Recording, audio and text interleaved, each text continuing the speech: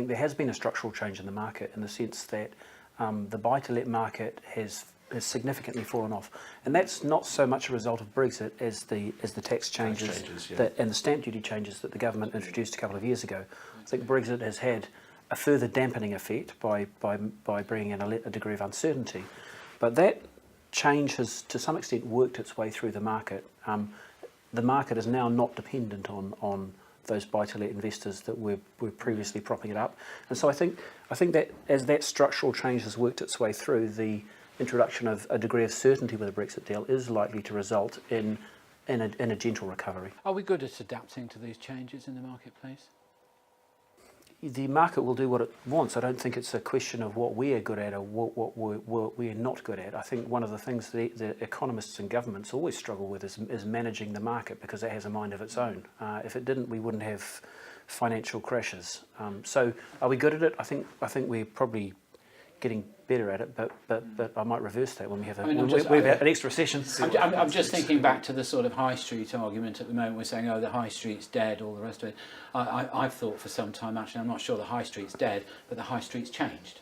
The high street now is a null down here. All of these things are structural changes. The high street is dead because the internet has changed the way we shop. It's got nothing to do with the viability of high streets or the economy. The government can't do anything about that. That's just simply a change in the way the world works. Okay, Evan, thank you. Your turn for a question. Thank you. Is the prospect of a Brexit agreement being reached going to impact the property industry straight away, or will it take a long time to make a difference?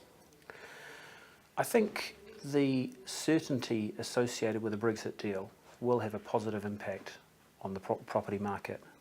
I think there is some pent-up demand. My perception is that there's pent-up demand both in terms of buyers who want to buy but have put it off because they're not sure about the effect that a Brexit deal or a bad Brexit deal, for example a no-deal exit, might have on the economy. The comments that have been reported, or the Bank of England's, well, I guess Mark Carney's comments and the way that they've been reported in the press, have created a lot of uncertainty in people's minds about whether or not it's a good time to buy.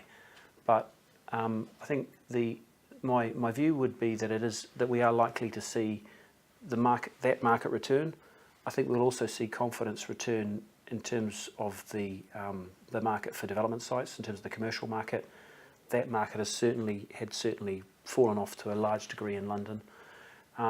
With all of that said, I think it's worth recognising that outside London the market is actually, as Nicholas alluded to earlier, the market's actually functioning a bit more normally. So I think if we're talking about London, then yes, I would think we are likely to see some form of recovery. The rest of the country is sort of doing okay as it stands at the moment, and I don't know that it's too Brexit affected.